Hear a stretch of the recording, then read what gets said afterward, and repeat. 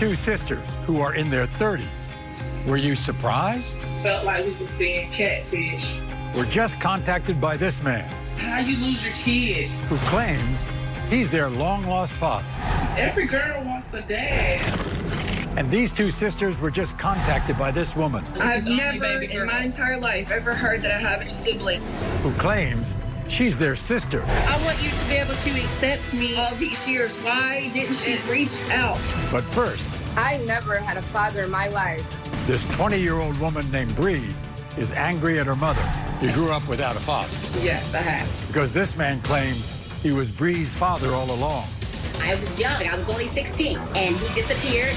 The tests have been taken. I have the answers right here. We're gonna find out. I'm ready. You're ready. Now, all that's left to do is open the envelopes. I think all of you are upset. Here we go. Maury is about to begin.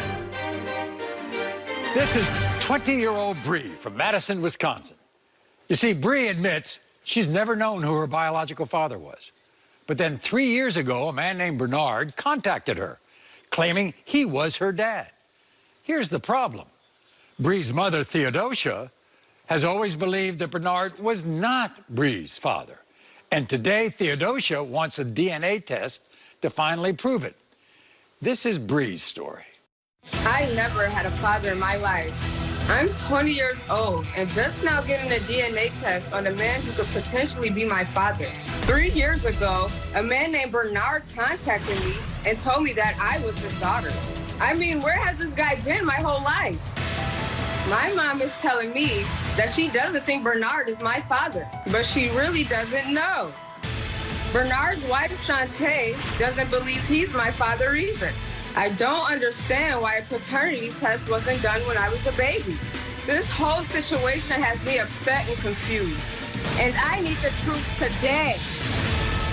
Okay, so as you just heard, Bernard's wife, Shantae, is also involved, doesn't think that he is Bree's father. We're going to talk to her a little later on the show. But first, this must be a very important test for you. It is. When you were growing up, who did your mother say was your father? She told me he lived in Arkansas, and I haven't seen him. I mean, I guess he seen me when I was an infant, but I don't have any I don't remember anything of that. So here's the thing. You grew up without a father. Yes, I have. And that was difficult for you. Yeah, it's very difficult. I mean, I have 2 kids now, and I feel like they should at least know they have a grandfather if Bernard is my father. My daughter is 6 years old. I just had a baby boy. He just turned 3 months.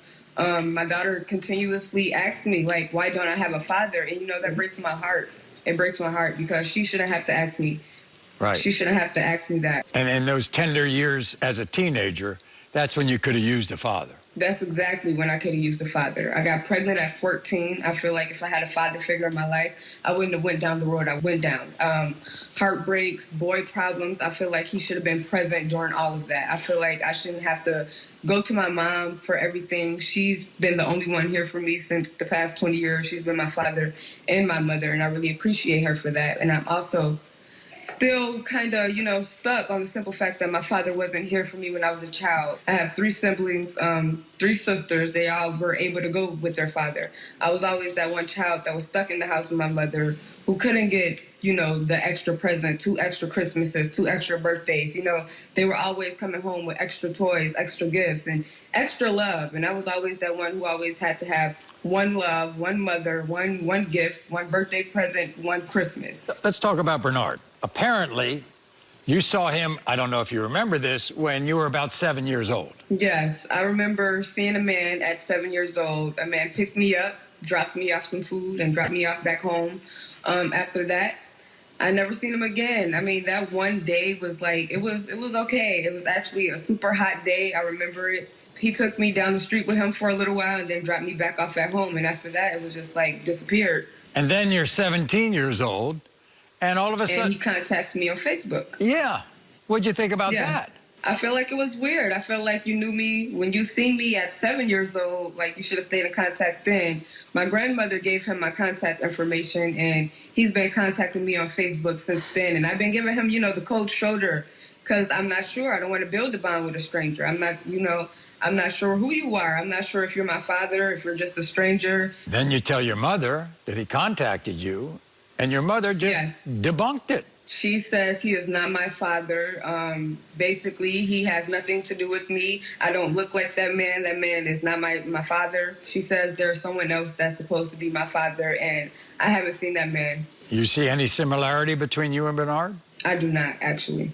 I see me inside my mother completely. I don't think I look like him at all. What would you ask Bernard if you had a chance? I would ask him, why did it take you so long to, like, contact me? Like, where were you for so long? I mean, I shouldn't have